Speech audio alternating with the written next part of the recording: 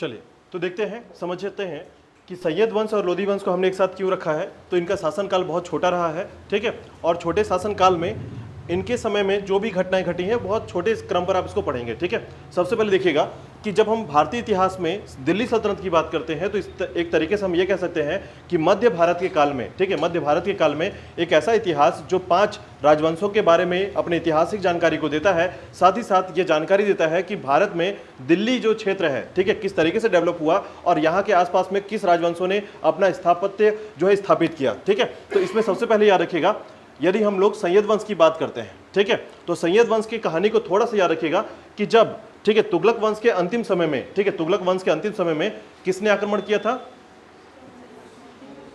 जोर से बोलिए।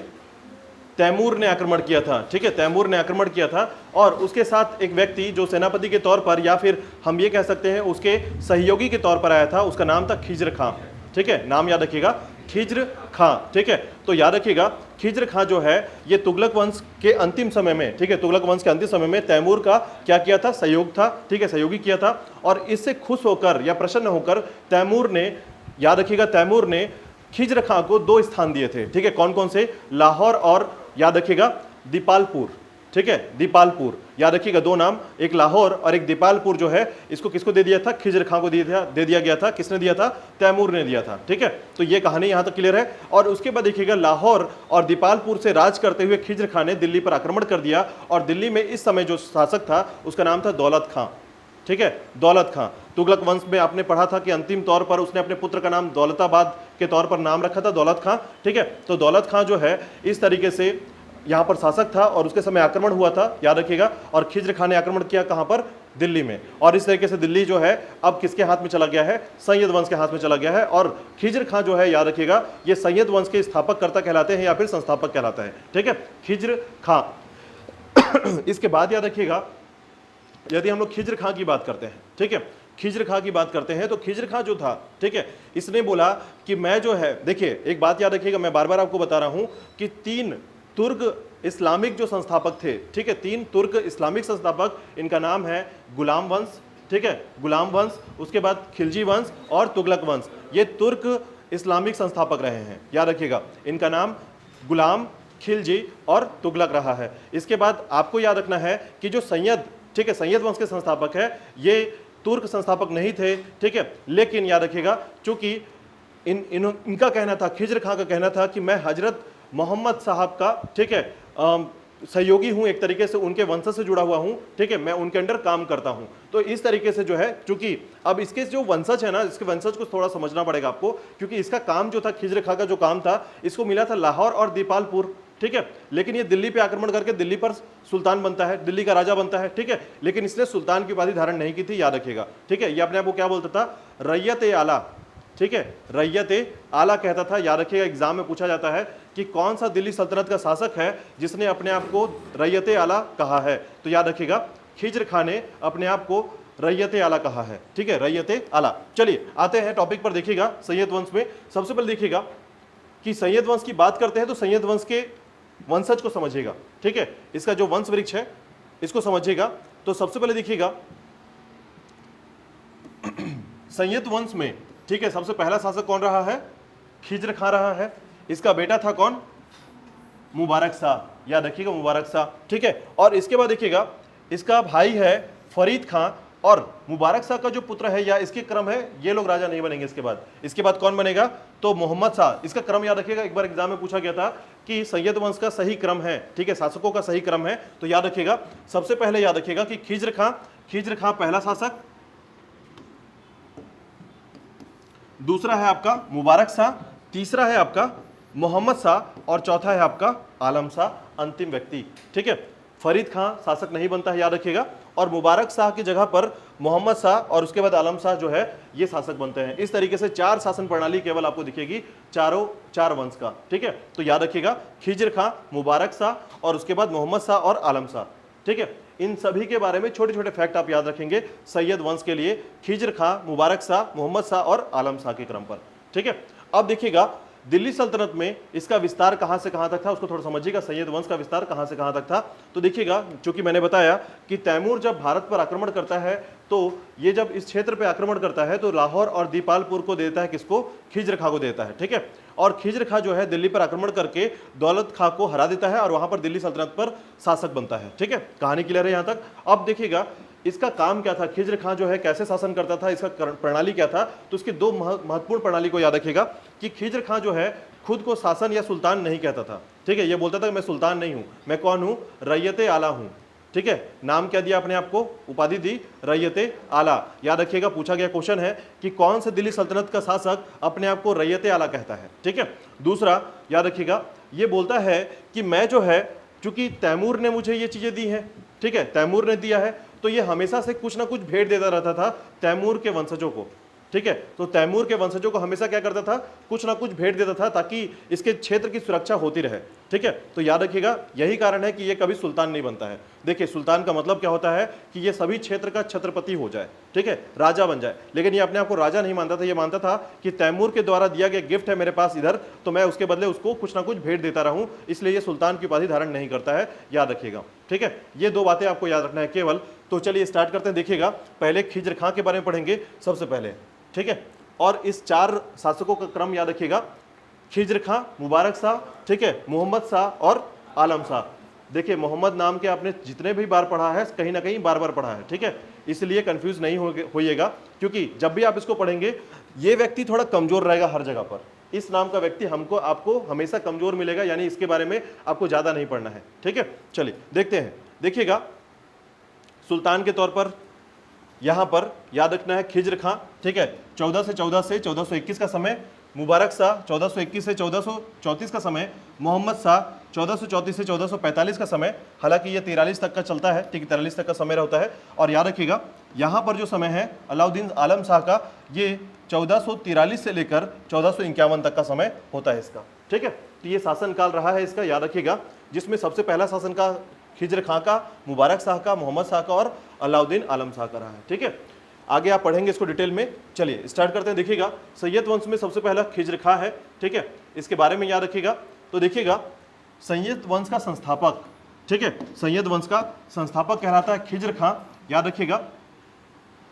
सल्तनत काल में शासन करने वाला यह एकमात्र सिया वंश का शासक था, ठीक है, सिया वंश का, आपको पता होगा सिया और सुन्नी, ठीक है। तो सिया वंश का शासक था ये, याद रखिएगा, इसलिए इसको तुर्क इस्लाम नहीं कहा जाता है, ठीक है। तो ये सिया वंश का था।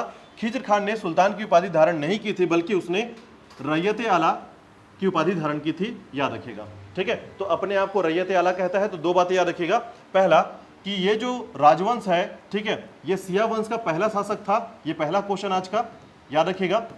पहला क्वेश्चन ये बनेगा कि दिल्ली सल्तनत का कौन सा ऐसा शासक है जो एकमात्र सिया वंश का था, ठीक है, एकमात्र सिया वंश का था, याद रखिएगा, वो था खिज्र खां, ठीक है। याद रखिएगा कि दिल्ली वंश का या दिल्ली सल्तनत का एकमात्र शासक जो सिया वंश का था वो है आपका खिज्र खां। दूसरा याद रखिएगा, इसने सुल्तान की उपाधि धारण नहीं की थी, ये अपने आप को क्या बोलता था, रैयत आला कहता था, ठीक है, याद रखिएगा, रैयत आला, ठीक है। वह अपने शासनकाल में तैमूर के पुत्र एवं उत्तराधिकारी, इसका नाम था शाहरुख, ठीक है। तो तैमूर का पुत्र जो है इसका नाम क्या है, शाहरुख, याद रखिएगा। तो खान नहीं है, शाहरुख खान नहीं है, ठीक है, याद रखिएगा, शाहरुख, ठीक है। और के प्रतिनिधि के रूप में शासन करने का दिखावा करता रहा है, ठीक है। तो ये बोलता था कि मैं शासक नहीं हूं, मैं तैमूर के पुत्र शाहरुख के अंडर काम करता हूं या उसके नीचे जो है शासन कर रहा हूं, ये उनके द्वारा दिया गया गिफ्ट है मेरे लिए, ठीक है। इसीलिए खुद को सुल्तान कभी नहीं कहा इसने बोला कि मुझे रैयत आला कहा जाए, ठीक है। और 20 मई 1421 को खिज्र खां की मृत्यु हो जाती है, ठीक है। तो आपको दो बातें याद रखनी है। पहला बात यह है कि खिज्र खां को किस उपाधि से नवाजा गया था या कौन सा उपाधि धारण किया था इसने, रैयत आला, पहला क्वेश्चन, ठीक है। दूसरा याद रखिएगा, ये किसके अंडर रह के काम करने का बात कहता था, ये कहता था शाहरुख के अंतर्गत, ठीक है, यानी कि तैमूर के पुत्र या उत्तराधिकारी के अंतर्गत, जिसका नाम था शाहरुख, ठीक है। दूसरी बात याद रखिएगा, यहां पर जो सबसे इंपॉर्टेंट क्वेश्चन है कि किस राजवंश ने, किस राजवंश के शासक ने, याद रखिएगा, किस राजवंश के शासक ने खुद को हजरत मोहम्मद पैगंबर का अनुयायी या फिर वंशज बताया है। ठीक है, यानी एक बात समझिएगा कि इसने खुद को बोला कि मैं पैगंबर के साथ जुड़ा हुआ हूं, यानी कहीं ना कहीं पैगंबर के साथ मेरा जो रिश्तेदारी है वो पैगंबर के साथ है, तो कहीं ना कहीं खुद को बहुत इंपॉर्टेंट व्यक्ति बताया। ठीक है, कोशिश किया कि मैं पैगंबर से देखिए, आपको एक बात बता दूं कि जब भी आप इस्लामिक धर्म को जोड़ने की कोशिश करते हैं तो आपको एक बात ध्यान देना होगा कि यदि आपके सामने कोई शासक, ठीक है, पैगंबर मोहम्मद का कहीं ना कहीं कनेक्शन उससे मिलता है, तो इसका मतलब है उस शासक को सभी लोग पसंद करते थे। ठीक है, यानी खलीफा, उलेमा, जितने भी जो धार्मिक गुरु थे वो सभी चाहते थे कि पैगंबर के ही रिश्तेदार जो है ये शासक बने। ठीक है, तो इसने कोशिश किया अपने आप को क्या प्रूफ करने का कि मैं पैगंबर मोहम्मद का क्या हूं, कहीं ना कहीं रिश्तेदार हूं या कहीं ना कहीं उनसे कनेक्शन रखता हूं। ठीक है, लेकिन ये प्रूफ नहीं कर पाया। ठीक है, यानी प्रूफ ये नहीं कर पाया कि कहां से कनेक्शन है आपका, बता दीजिए। जैसे आप भी बोलेंगे ना कि मेरा कनेक्शन अमिताभ बच्चन से है, तो कैसे कनेक्शन है भाई, बताइए थोड़ा सा। ठीक है, तो फिर आप बताएंगे उसके भाई का, बेटा का, अगर ऐसा कुछ निकल के आ रहा है तो आप बोल पाएंगे हाँ ऐसा कनेक्शन हो गया। ठीक है, लेकिन ऐसा कोई कनेक्शन इसने प्रूफ नहीं कर पाया, अतः जो है इसको लोग उतना ज्यादा जो प्रभाव जो दिखना चाहिए था शासक के तौर पर वो प्रभाव नहीं दिख पाता है। ठीक है, तो याद रखिएगा खिज्र खां के बारे में 3 क्वेश्चन केवल बनेंगे। पहला, सिया वंश का शासक, याद रखिएगा खिज्र खां। दूसरा, रैयत आला कहे जाने वाला शासक खिज्र खां। और तीसरा याद रखिएगा कि किसने अपने आप को हजरत जो पैगंबर है उनका वंशानुगत के तौर पर रिश्तेदार बताया है, वो है आपका खिज्र खां। ठीक है, इसने 3 कोशिश की थी और तीनों के बाद जो है खिज्र खां की मृत्यु हो जाती है 1421 में। और सैयद वंश का नेक्स्ट जो शासक रहा है वो आता है यहाँ पर, याद रखिएगा, मुबारक शाह। ठीक है, मुबारक शाह, याद रखिएगा।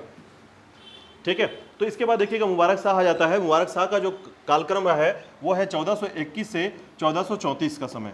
ठीक है, इसके समय में बहुत इंपॉर्टेंट बात नहीं आती है, लेकिन एक रचना पूछी जाती है मुबारक शाह की। ठीक है, याद रखिएगा, सिर्फ क्वेश्चन एक ही बनता है इसके समय में। तो देखिएगा, खिज्र खां के पश्चात उसका पुत्र मुबारक शाह के नाम पर, ठीक है, नाम से मई 1421 को दिल्ली का सुल्तान बना। ठीक है, और खिज्र खां की रैयत आला की उपाधि से संतुष्ट नहीं था, इसलिए स्वयं को सुल्तान घोषित कर दिया। ठीक है, तो सैयद वंश का कौन सा शासक है जिसने अपने आप को सुल्तान घोषित किया, तो मुबारक शाह ने अपने आप को सुल्तान घोषित किया। ये आपका तीसरा क्वेश्चन हो गया आज का। तीसरा क्वेश्चन याद रखिएगा, किसने खुद को सुल्तान घोषित किया था, तो मुबारक शाह ने सुल्तान बना लिया अपने आप को। ठीक है, अपने आप को सुल्तान बोला इसने। ठीक है, अब इसके बाद देखिएगा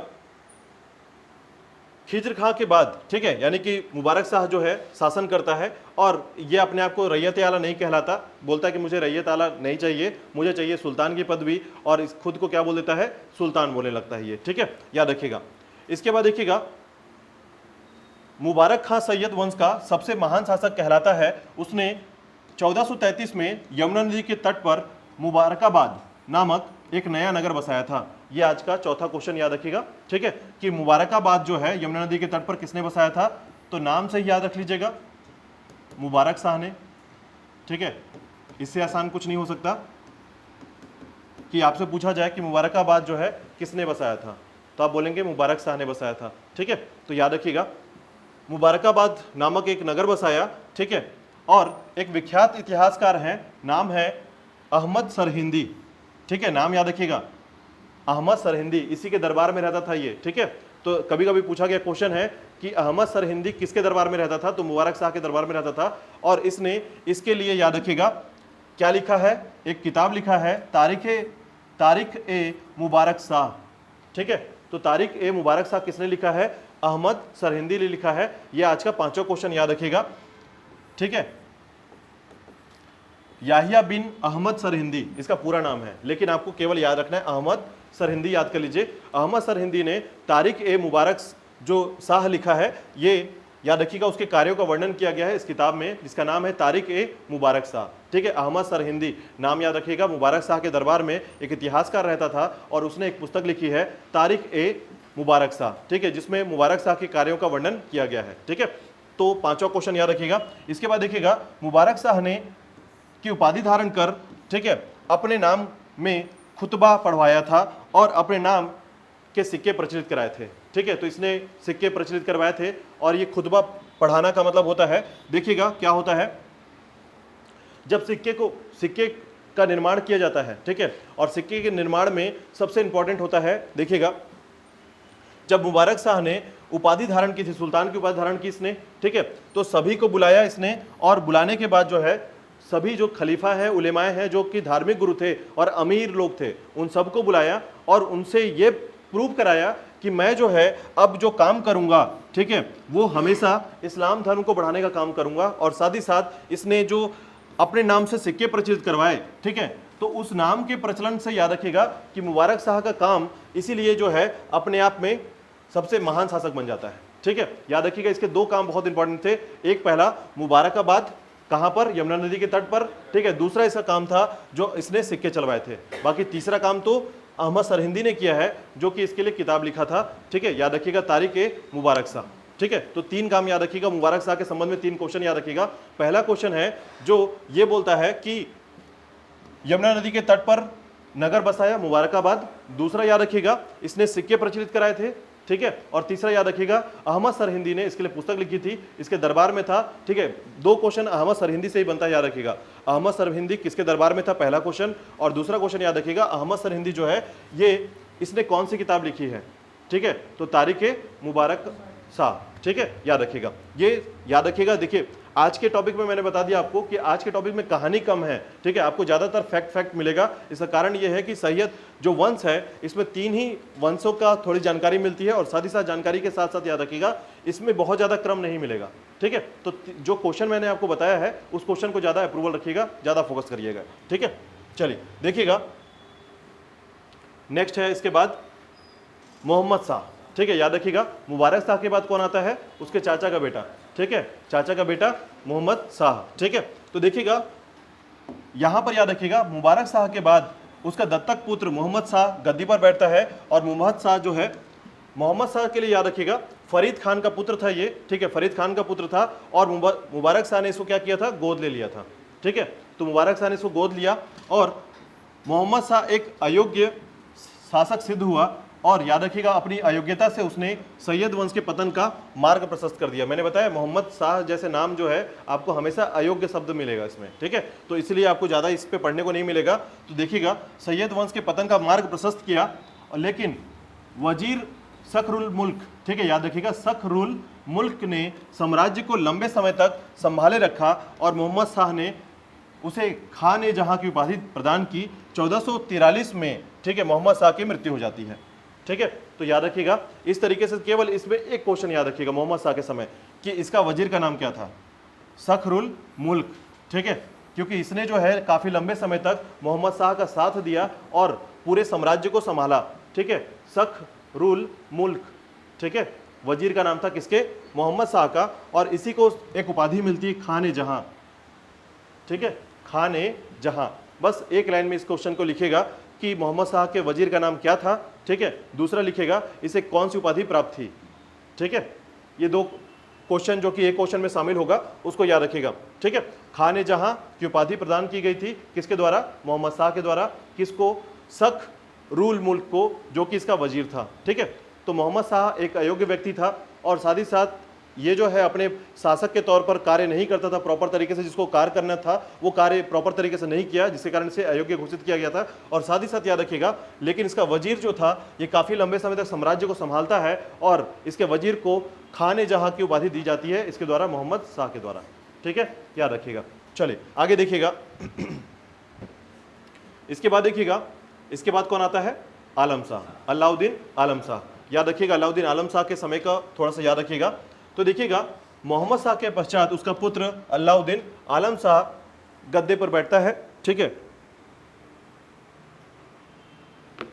गद्दी पर बैठता है, याद रखिएगा, यानी आलम शाह जो है अब यहां पर सुल्तान बनता है और याद रखिएगा सैयद वंश का अंतिम शासक। तो सबसे पहला क्वेश्चन आपका छठवां यही है कि आप याद रखें कि सैयद वंश का अंतिम शासक कौन था। ठीक है, तो सैयद वंश का अंतिम शासक कौन है, आलम शाह। ठीक है, पूरा नाम कभी नहीं पूछा जाता इसका, आप याद रखिएगा आलम शाह जो है ये अंतिम शासक है सैयद वंश का। इसके समय के कहावत देखो शाह ए आलम का राज्य दिल्ली से पालम तक, ये क्यों ऐसा हुआ था मैं आपको समझाता हूँ। ठीक है, इसका मतलब है कि इसका साम्राज्य जो है धीरे से छोटा होते होते बहुत छोटा हो गया, तो इसलिए ऐसा बोला गया कि देखो शाह ए आलम का साम्राज्य या राज्य दिल्ली से पालम तक।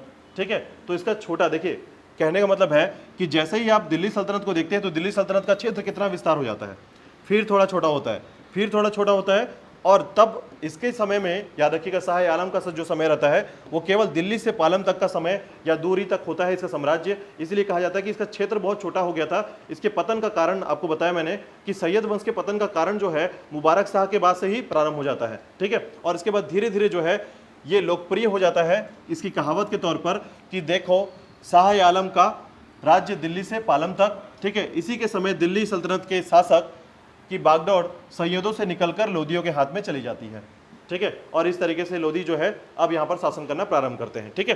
तो देखिए बहुत छोटी सी कहानी है, बहुत छोटे से समय में आपको समझना होगा कि सबसे पहले खिज्र खां आता है, ठीक है। और खिज्र खां जो है ये दो काम करके जाता है। पहले याद रखिएगा उसने रैयत आला की उपाधि धारण की, ठीक है। उसके बाद दूसरा इसका काम है जिसमें उसने लोगों को अपने काबू में रखने की कोशिश की, जो कि ये बोलकर कि मैं पैगंबर मोहम्मद का कहीं ना कहीं साथी हूं या कहीं ना कहीं उसके रिश्तेदार हूं, ठीक है। लेकिन ये प्रूफ नहीं कर सका, जिसके कारण जो है ये जो है सबूत जो है दिखा नहीं पाया, ठीक है। साथ ही साथ देखिएगा खिज्र खां के बाद कौन आता है, मुबारक शाह। मुबारक शाह के समय की तीन कहानी याद रखिएगा, तीन टॉपिक याद रखिएगा। पहला अहमद सरहिंद को याद रखिएगा, उसके दरबार में एक इतिहासकार था अहमद सरहिंद जिसने पुस्तक लिखी थी कौन सी, तारीख ए मुबारक शाह, याद रखिएगा। तीसरा काम इसका याद रखिएगा, इसने यमुना नदी के तट पर मुबारकाबाद, ठीक है, एक नगर बसाया था, ठीक है, याद रहेगा। इसके बाद मुबारक के बाद कौन आता है, अलाउद्दीन, क्या नाम है, मोहम्मद शाह, ठीक है। मोहम्मद शाह का नाम याद रखिएगा, अयोग्य व्यक्ति, ठीक है। एक अयोग्य व्यक्ति जिसने अपने शासन को महत्वपूर्ण तरीके से न देखते हुए, ठीक है, यानी शासन को बहुत अच्छे तरीके से न करते हुए एक अयोग्य शासक घोषित होता है। और इसके समय में इसका वजीर था, ठीक है, जिसका नाम क्या था, सखरुल मुल्क, ठीक है। इसका वजीर था सखरुल मुल्क जिसने इस साम्राज्य को संभाला, जिसके कारण इसे क्या कौन सी उपाधि दी गई थी, खाने जहां, ठीक है, खाने जहां की उपाधि दी गई थी मोहम्मद शाह के द्वारा। इसके बाद आता है कौन, अलाउद्दीन आलम शाह। और इसके समय जो है एक कहावत जो है बहुत फेमस होती है कि देखो शाह आलम का राज्य दिल्ली से पालम तक, ठीक है। और इस तरीके से एक कहावत के साथ ही समाप्त हो जाता है। और इसके बाद याद रखिएगा इसके समय दिल्ली के सल्तनत के शासन काल की बागडोर जो है अब लोदियों के हाथ में चली जाती है और इस तरीके से लोदी वंश आ जाता है। बहुत छोटा सा राजवंश और बहुत छोटी सी कहानी, 4 क्वेश्चन में इसका कंप्लीट हो जाता है, ठीक है, याद रखिएगा। चलिए इसके बाद आपको एक भी चीज सोचने की जरूरत नहीं है। यदि आपने सिर्फ इस 5-7 क्वेश्चन को याद कर लिया है, सैयद वंश को जाने दीजिए इसके बाद, ठीक है। ये मतलब अब आपको इसके बारे में नहीं सोचना है कि सैयद वंश में क्या क्या कहानी है। पहला याद रखिएगा सैयद वंश की स्थापना किसने की है, खिज्र खां ने की है, याद रखिएगा। अंतिम शासक कौन है, अलाउद्दीन आलम शाह। बस ये 2 क्वेश्चन एक्स्ट्रा है जो कि आपको अलग से थोड़ा बहुत याद रखना है। देखिए एग्जाम में आपके यही बेसिक क्वेश्चन पूछे जाएंगे और यदि अगर आप इनसे आंसर कर पाते हैं तो आपका आंसर सटीक होगा और भारत के इतिहास में अपना नाम आप भी कहीं ना कहीं तो लिखा ही लेंगे, ठीक है। चलिए अब आगे देखिएगा, इसके बाद लोदी वंश की बात करेंगे। तो देखिएगा लोदी वंश से जाने से पहले मैं आपको बता दूं कि यदि आप इसके मैप को देखते हैं तो कैसे आपको समझ में आता है कि दिल्ली से पालम तक का जगह कहाँ तक था। तो ये देखिएगा, ये मैप दिख रहा है आपको यहाँ पर, इतना छोटा साम्राज्य। पहले आपको याद होगा कि हम जब पढ़ते थे खिलजी वंश में तो ये इस तरीके का साम्राज्य हुआ करता था, ऐसा। अब ये हो गया है छोटा सा यहाँ तक, ठीक है, ये साम्राज्य बच गया था, ठीक है। तो ये छोटा सा साम्राज्य याद रखिएगा काफ़ी छोटा हो गया, इसलिए इसके बारे में बार बार कहावतें की जाती है कि शाह आलम का जो क्षेत्र है वो दिल्ली से केवल पालम तक का विस्तार बच गया था। धीरे धीरे जो है ये भी समाप्त होने लगा था, ठीक है। चलिए आगे देखिएगा, लोदी वंश की बात करते हैं, ठीक है। अब देखिएगा लोदी वंश का समय आता है, ठीक है। और इसके समय जो है इसका जो सबसे महत्वपूर्ण शासक होता है उसका नाम है सिकंदर लोदी, ठीक है। क्योंकि सिकंदर लोदी के समय, हालांकि मैं संस्थापक की बात नहीं कर रहा हूं अभी मैं बात कर रहा हूं महत्वपूर्ण शासक के तौर पर, ठीक है। तो लोदी वंश का जो संस्थापक है, ठीक है, और उसके संबंध में आपको 3 शासकों को फिर से यहाँ पर पढ़ना है। लोदी वंश में भी यहाँ पर 3 महत्वपूर्ण शासक है, ठीक है। अंतिम शासक का नाम है इब्राहिम लोदी, इसी के बारे में आप थोड़ा सा पढ़ेंगे, ठीक है। तखोली का युद्ध याद रखिएगा, ठीक है, तखोली का युद्ध होता है एक, और दूसरा आपका पानीपत का युद्ध होता है। तो सबसे पहले देखिएगा लोदी वंश के समय, ठीक है, 3 नाम याद रखिएगा, बहलोल लोदी, सिकंदर लोदी और इब्राहिम लोदी, ठीक है, याद रहेगा। दिल्ली सल्तनत का सबसे अंतिम जो शासन है ये किसका है, लोदी वंश का है। फिर से मैं दोहराता हूं, देखिएगा पहले नंबर पर आता है गुलाम वंश, दूसरे नंबर पर आता है खिलजी वंश, तीसरे नंबर पर आता है तुगलक वंश, चौथे नंबर पर आता है सैयद वंश और 5वें नंबर पर आता है लोदी वंश। और इस तरीके से दिल्ली सल्तनत इसके बाद जो है समाप्त हो जाता है। और दिल्ली सल्तनत के समाप्त होते ही कौन सा वंश आएगा, मुगल वंश आ जाता है। याद रखिएगा, इसके बाद आप मुगल वंश को पढ़ते हैं यहाँ पर, ठीक है। हाँ, तो अब देखिएगा प्रथम अफगान या राज्य जो है, ये याद रखिएगा मैंने बताया था आपको कि सबसे पहले 3 राजवंश जो थे वो तुर्क इस्लामिक राजवंश थे, ठीक है, तुर्क इस्लाम राजवंश थे जिसमें गुलाम वंश, खिलजी वंश और तुगलक वंश आते हैं, ठीक है। लेकिन पहला अगर अफगान राजवंश की बात करेंगे तो पहला अफगान इस्लामिक राजवंश जो था वो था आपका लोदी वंश, ठीक है। तो लोदी वंश जो है ये पहला अफगान इस्लाम राजवंश था, ठीक है। इसे मकबरों का काल भी कहा जाता है, याद रखिएगा, मकबरों का काल, ठीक है, याद रखिएगा। तो सुल्तानों में याद रखिएगा 3 नाम याद रखना है, बहलोल लोदी, सिकंदर लोदी और इब्राहिम लोदी, ठीक है। इसके संस्थापक का नाम है बहलोल लोदी, सबसे महत्वपूर्ण शासक सिकंदर लोदी और अंतिम शासक इब्राहिम लोदी। 3 क्वेश्चन यहीं पर हैं, याद रखिएगा, पूछा जाएगा। लोदी वंश के संस्थापक बहलोल लोदी, सबसे महत्वपूर्ण शासक सिकंदर लोदी, अंतिम शासक इब्राहिम लोदी, ठीक है। 3 क्वेश्चन यहीं पर क्लियर है, ठीक है। अब देखिएगा 1451 से लेकर, ठीक है, ये शुरुआत होता है 1451 के समय में और इस समय लोदी वंश की स्थापना होती है। इसकी कहानी को समझिएगा थोड़ा सा, ठीक है, यानी यहीं पर आपको समझ आएगा कि लोदी वंश कैसे आया। तो देखिएगा लोदी वंश जो है, यानी लोदी जो है, एक तरीके से आप ऐसे कह सकते हैं कि बहलोल लोदी जो है, ठीक है, सबसे पहला अफगान राज्य का शासक था, ठीक है, और इसने विवाह किया था किससे, सैयद वंश से, ठीक है, यानी कि सैयद वंश और लोदी वंश के मध्य क्या है, वैवाहिक संबंध था और इस तरीके से जो है लोदी वंश स्थापित होता है वैवाहिक संबंध के द्वारा, ठीक है। चलिए देखते हैं, देखिएगा, तो बहलोल लोदी ने प्रथम अफगान राज्य की स्थापना की थी और सरकी सुल्तान मोहम्मद शाह का विवाह, ठीक है, याद रखिएगा, सैयद वंश के अंतिम सुल्तान अलाउद्दीन आलम सी की पुत्री बीवी राजी से हुआ था, ठीक है।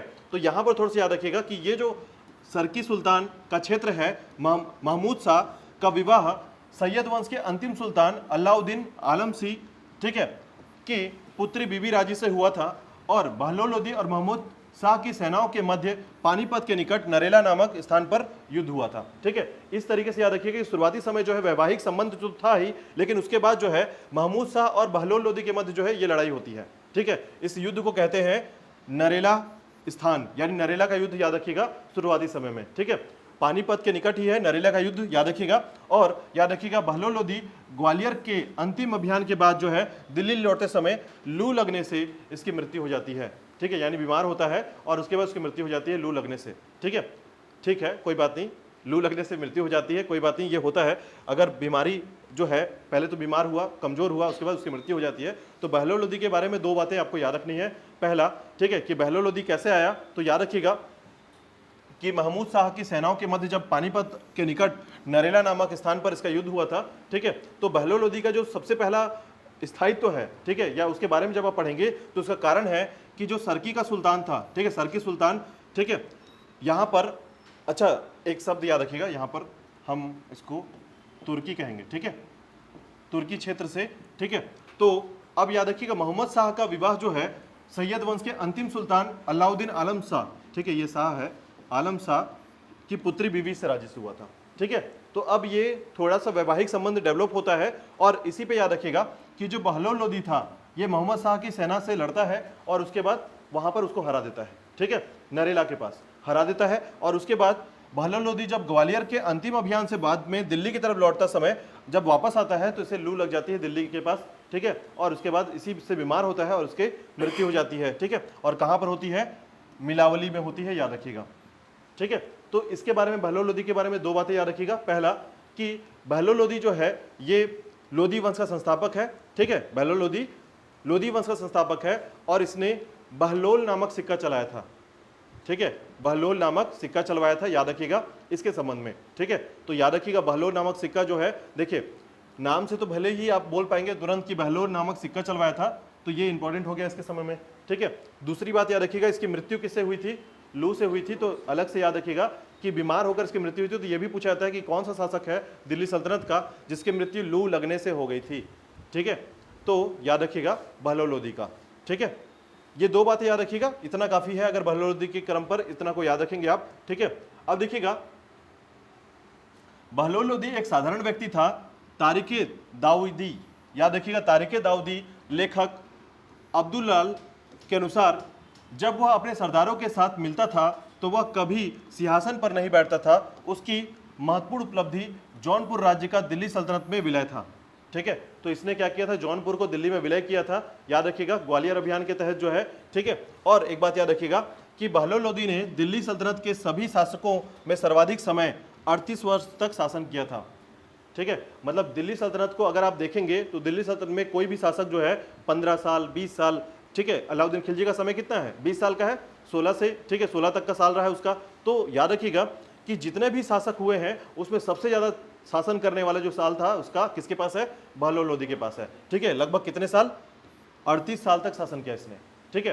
तो यदि आपके पास 4-5 क्वेश्चन है तो उस क्वेश्चन में एक और इजाफा कीजिएगा कि दिल्ली सल्तनत का शासक, दिल्ली सल्तनत का शासक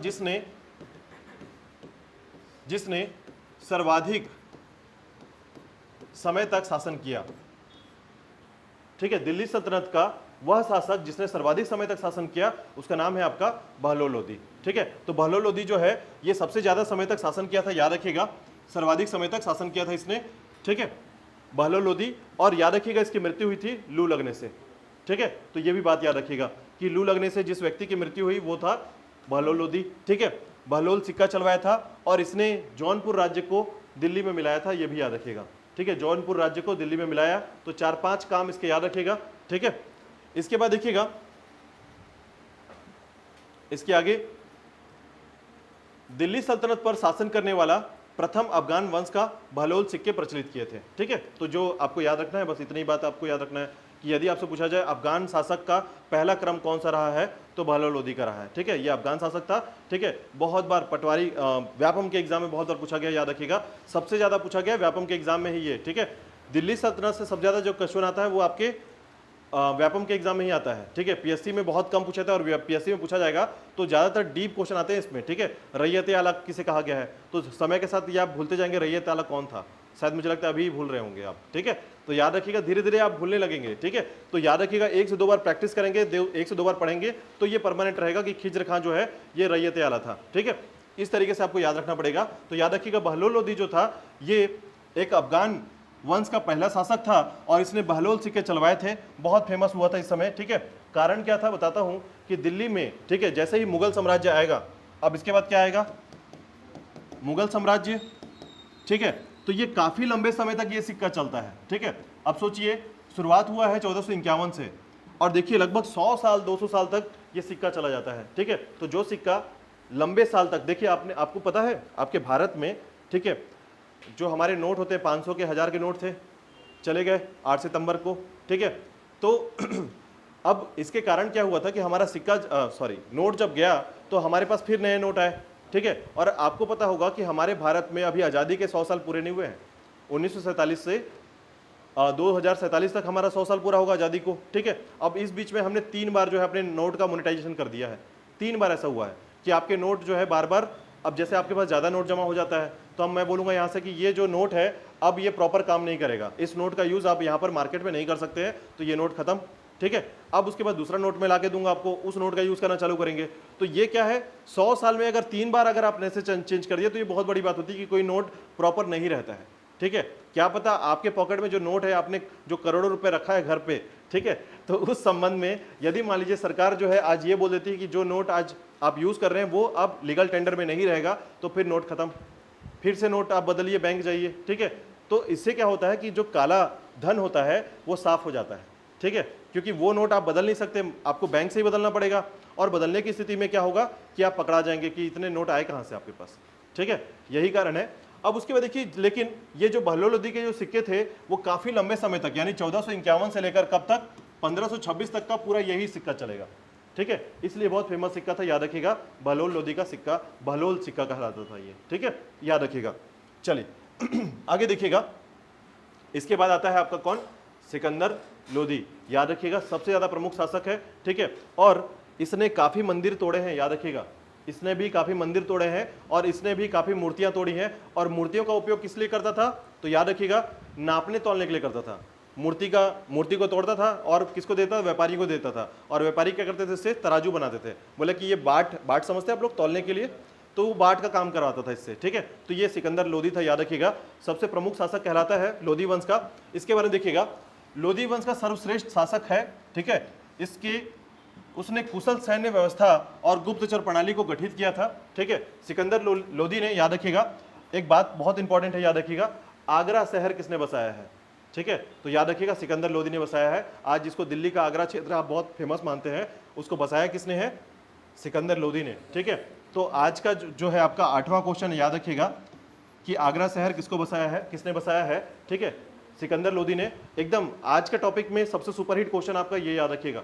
ठीक है, क्योंकि कभी भी झटके पटके से पूछे जाते हैं, क्वेश्चन आते हैं, तो आपको याद रहेगा कि आगरा शहर किसने बसाया था?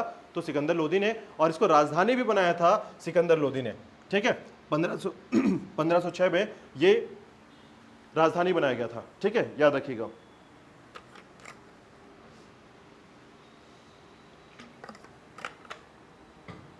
ठीक है, तो याद रखिएगा आगरा शहर बसाने का और उसको राजधानी बनाने का जो क्रम है वो सिकंदर लोदी को जाता है। ठीक है, याद रहेगा। तो सिकंदर लोदी का एक काम बहुत इंपॉर्टेंट है, जो सबसे पहला इंपॉर्टेंट है, जैसे मुबारकाबाद यदि यमुना नदी के किनारे बसाया गया था मुबारक शाह के द्वारा, तो आज उसको याद नहीं रखते आप।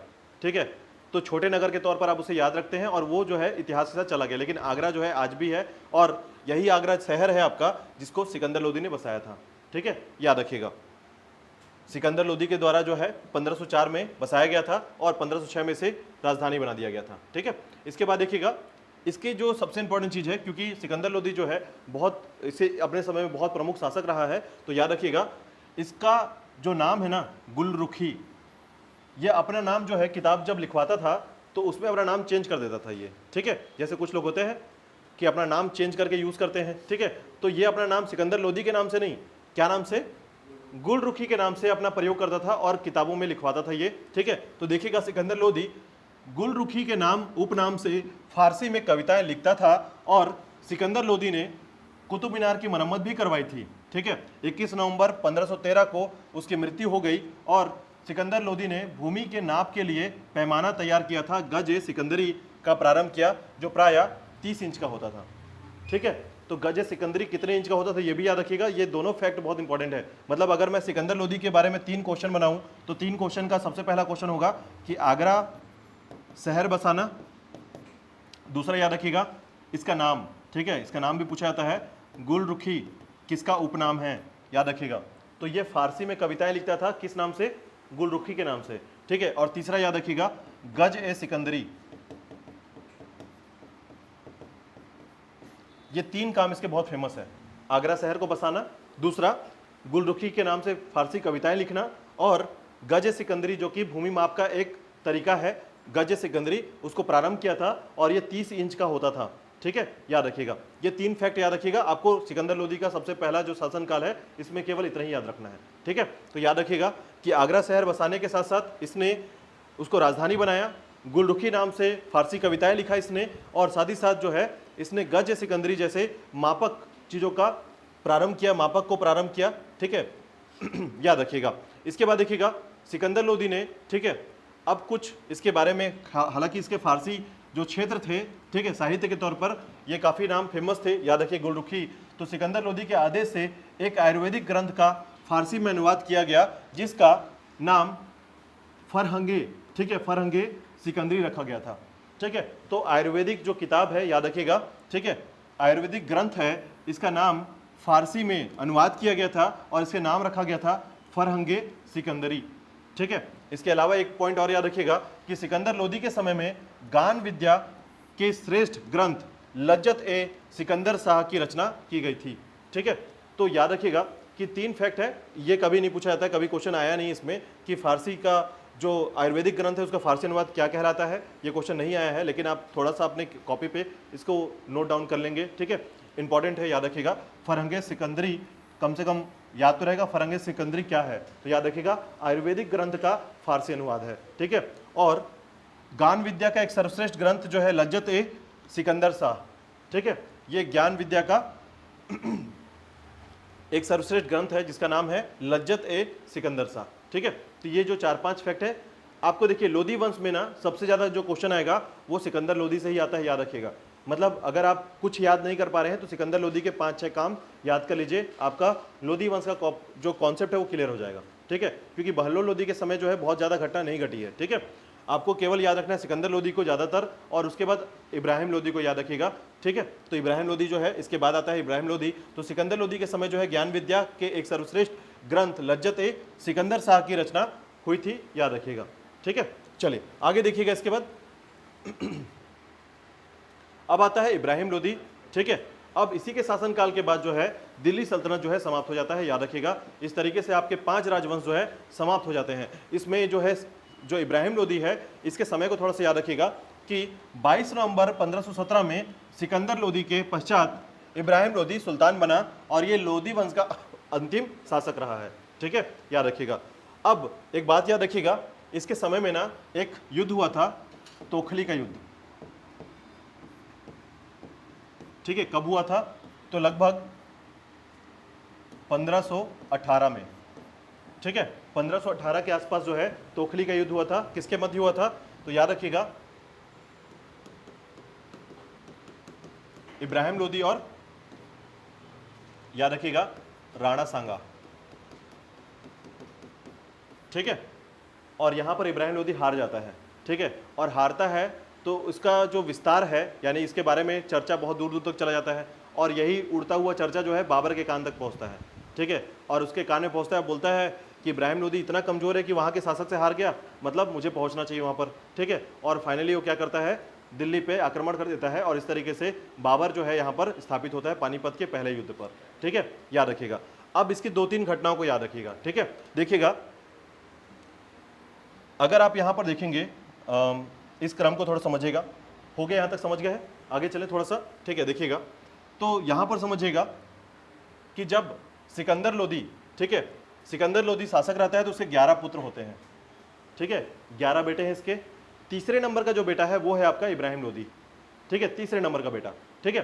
तो उसके क्रम पर याद रखिएगा कि इब्राहिम लोदी के सिकंदर लोदी के 2 भाई थे, ठीक है, ऐसे, ठीक है। तो अगर आप ऐसे याद रखेंगे तो एक आप याद रखेंगे कि जो सिकंदर लोदी था, इसके 2 जो बेटे थे, ठीक है, तो दोनों बेटों में याद रखिएगा एक को मिलता है आपका जौनपुर, याद है आपको जौनपुर वाला क्षेत्र, तो एक को जौनपुर मिल जाता है, ठीक है। और सिकंदर लोदी का दूसरा जो बेटा था, ठीक है, उसमें इब्राहिम लोदी को मिलता है आपका दिल्ली का क्षेत्र, ठीक है। तो जौनपुर और दिल्ली का क्षेत्र जो है 2 अलग अलग लोगों को मिलता है, याद रखिएगा, ठीक है। तो जौनपुर, अब इब्राहिम लोदी सोचता है, ये जब इब्राहिम लोदी आता है तो ये बोलता है कि मैं जौनपुर को क्यों नहीं दिल्ली में विलय कर लूं, यानी वो भी मेरे को मिलना चाहिए था, ठीक है। तो इब्राहिम लोदी क्या करता है, जौनपुर को भी हथियाने की कोशिश करता है, और इसको बांटा किसने था? तो खलीफाओं ने बांटा था, ठीक है। इसका कॉन्सेप्ट समझिएगा कि देखिए, भाई में आपस में लड़ाई ना हो, इसलिए दोनों राज्य अलग अलग दे दिया गया था, ठीक है।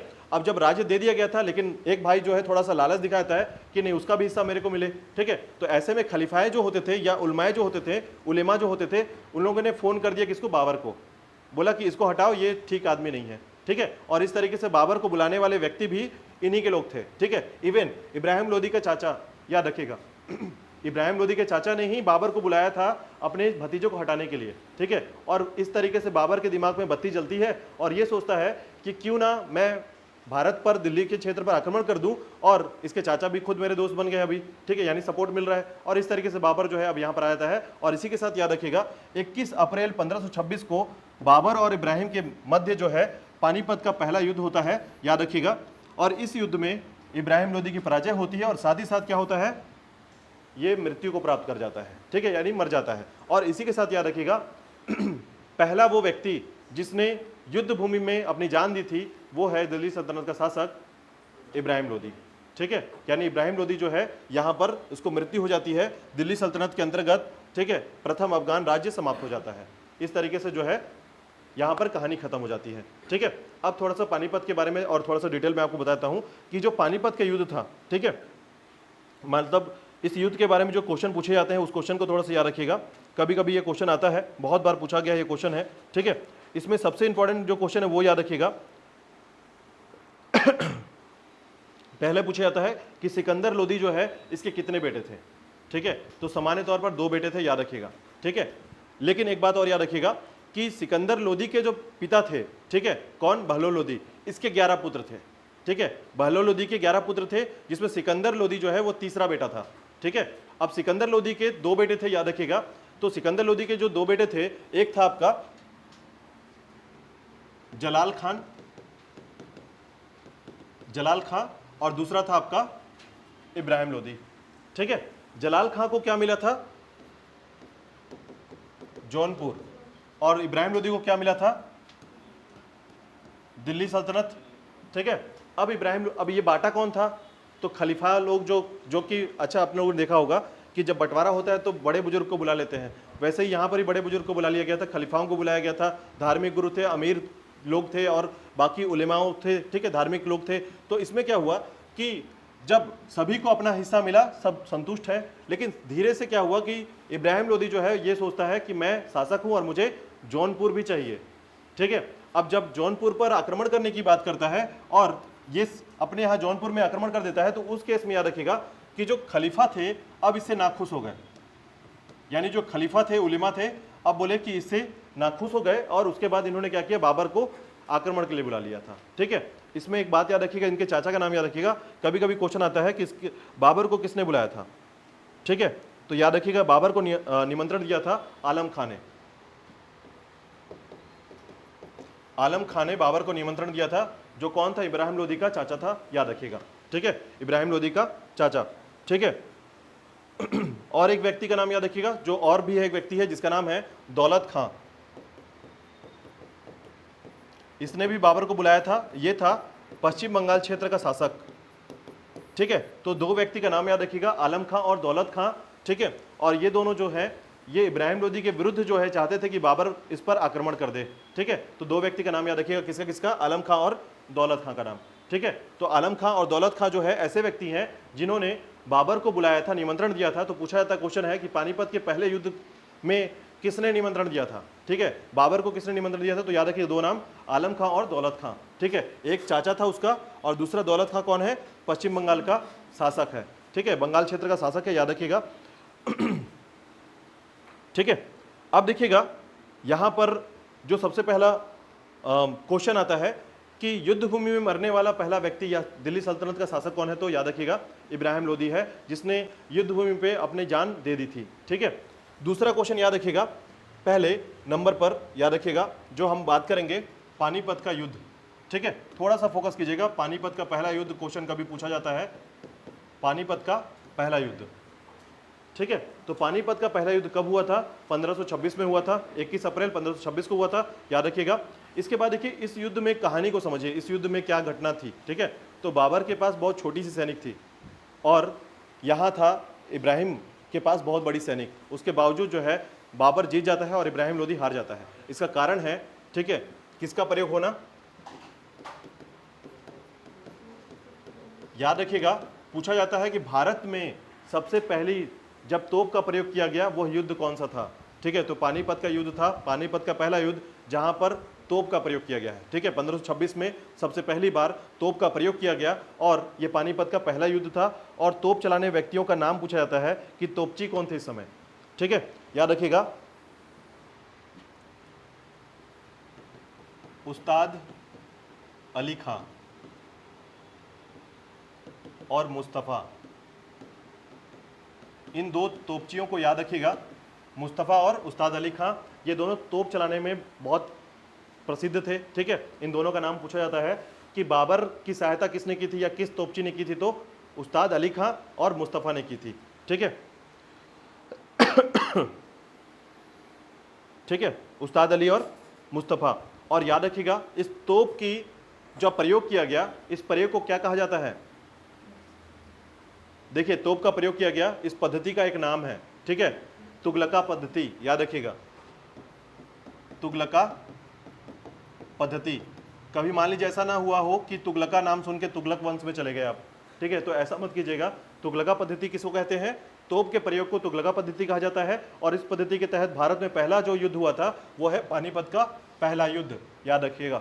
ठीक है, बाबर का ये पहला युद्ध है भारत में, याद रखिएगा। ठीक है, इसीलिए पानी याद रखिएगा, पानी। ठीक है, यानी कि पानी, देखिए बाबर के 4 युद्ध बहुत आराम से याद कर सकते हैं आप। ठीक है, पहला है आपका पानीपत का युद्ध, ठीक है, इसको बोलेंगे पान।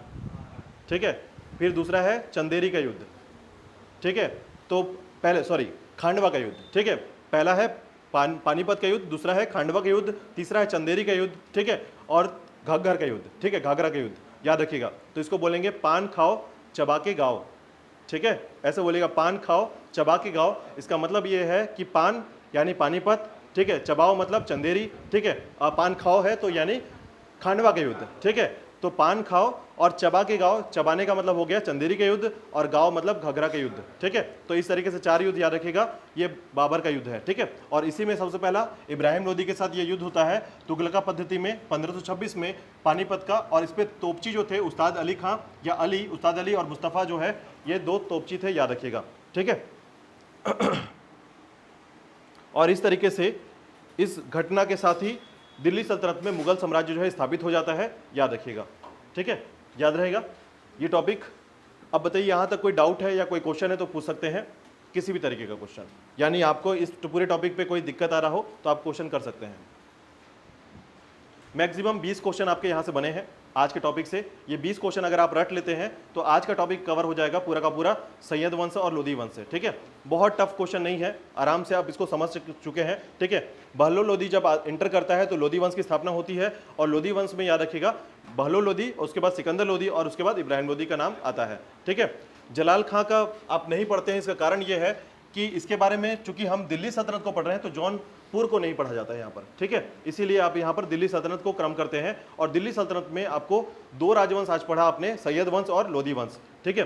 कल का टॉपिक जो है स्टार्ट होगा, याद रखिएगा कल के टॉपिक पे हम टॉपिक पर डिस्कस करेंगे कि दिल्ली सल्तनत का प्रशासनिक स्थिति क्या था, ठीक है, कौन कौन से स्थिति थी यहाँ पर। और साथ ही साथ मैं कल हो सकता है तो मुगल वंश स्टार्ट करूंगा, ठीक है। तो कल से मुगल वंश स्टार्ट होगा आपका, और मुगल वंश के समय जो है हम लोग थोड़ा सा समय निकाल करके विजयनगर साम्राज्य और बहमनी साम्राज्य भी पढ़ने वाले हैं, ठीक है। इसके बाद मध्य भारत का इतिहास जो है आपका समाप्त हो जाएगा, ठीक है। और उसके बाद आएगा एक ऐसा जगह जहां पर सबसे ज्यादा एग्जाम में पूछा जाने वाला क्वेश्चन बनता है, वो है आधुनिक भारत। इसकी कहानी को आपको, हर एक छोटे छोटे फैक्ट को आपको कवर करना पड़ेगा, ठीक है। जैसे आपने हर दिन के 20 क्वेश्चन 30 क्वेश्चन निकाले हैं, वैसे ही आधुनिक काल में आपको लगभग हर दिन जो है 30-30 40-40 क्वेश्चन निकलेंगे, हर टॉपिक से निकलेंगे, ठीक है। तो लगभग याद रखिएगा कि याद करने के साथ साथ आपके दिमाग जो है पूरी तरीके से इस बात पे फोकस होना चाहिए कि मध्यकाल का इतिहास में लगभग टोटल 200-300 क्वेश्चन बनते हैं, और अगर ये 300 क्वेश्चन अगर आपने अच्छे से पढ़ लिया तो पूरा मध्यकाल का इतिहास आपका क्लियर हो गया, प्रॉपर तरीके से क्लियर हो गया। इस 300 क्वेश्चन को आप लगातार पढ़ लीजिएगा, ठीक है,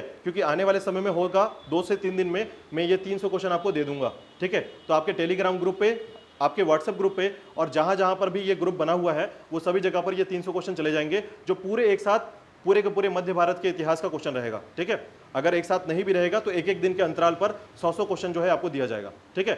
इसको पढ़ने के बाद आपका जो टेस्ट होगा इस बार, ठीक है, अभी शनिवार की बात नहीं कर रहा हूं, आने वाले शनिवार की बात कर रहा हूं, उस दिन जो टेस्ट होगा उस टेस्ट में लगातार आपके 50 क्वेश्चन होंगे जो कि इतिहास के, मध्य भारत के इतिहास के होंगे, ठीक है। तो मध्य भारत के इतिहास के 50 क्वेश्चन पूरे तरीके से, जो कि आपका अगले शनिवार को होगा, ठीक है। तो इस टेस्ट में याद रखिएगा 50 क्वेश्चन होंगे और पूरा मध्य भारत का इतिहास होगा इसमें, ठीक है।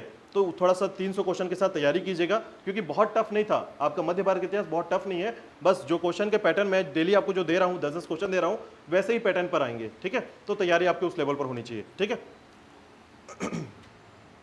आपका एक क्वेश्चन था कि जलालुद्दीन जो है वो उसने किस प्रकार के विभाग की रचना की थी, ठीक है। तो उसने जो है, याद रखिएगा, उसमें एक वफ करके या वफकू करके एक नाम आता है, हाँ वकूफ, ठीक है।